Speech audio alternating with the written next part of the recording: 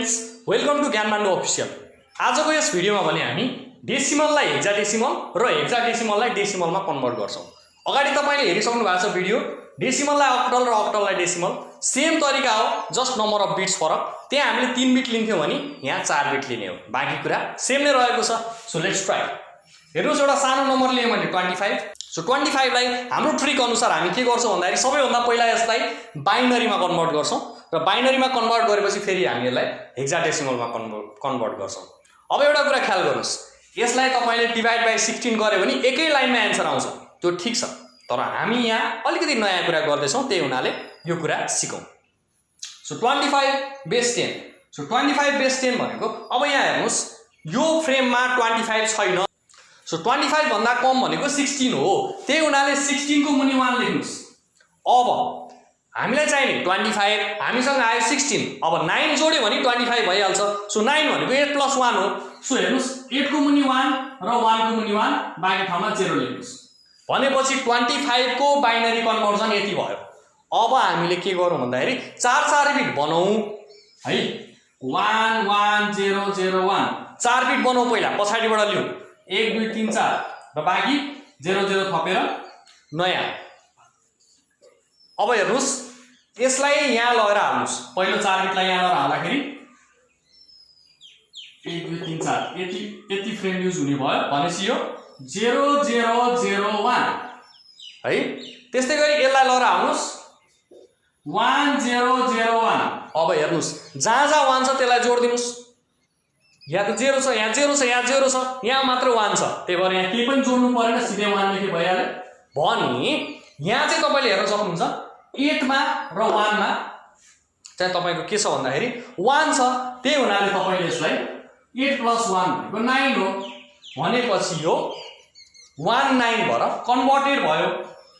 So यसको answer भनेको 19 base 16 हो। एउटा कुरा ख्याल गर्नुस्, यो 19 होइन, यो 19 हो। अब हामी यसको कन्भर्स पार्ट पढ्छौं। भनेको हेक्साडेसिमललाई डेसिमलमा कन्भर्ट गर्ने एउटा र्यान्डम हेक्साडेसिमल नम्बर लिनुस्, AB। सो AB एउटा हेक्साडेसिमल हो। अब A लाई तपाईले बाइनरीमा कन्भर्ट गर्नुस्, AB।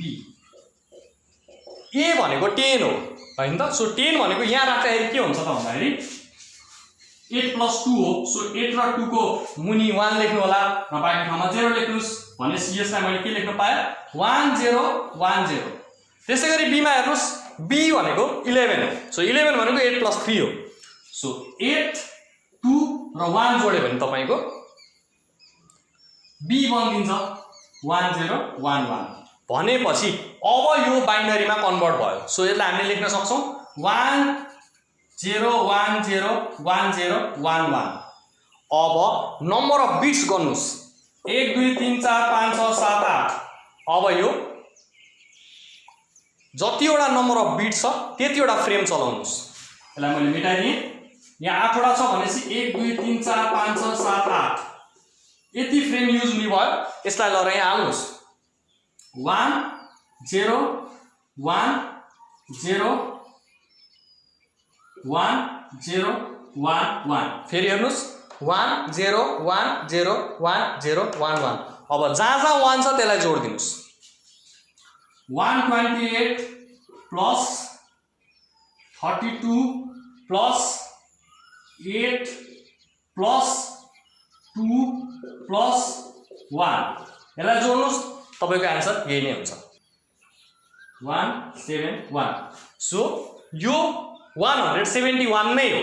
भनेपछि यसको कन्भर्जन यसरी हाम्रो सम्भव हुने रहेछ। सो यति नै रहेको छ।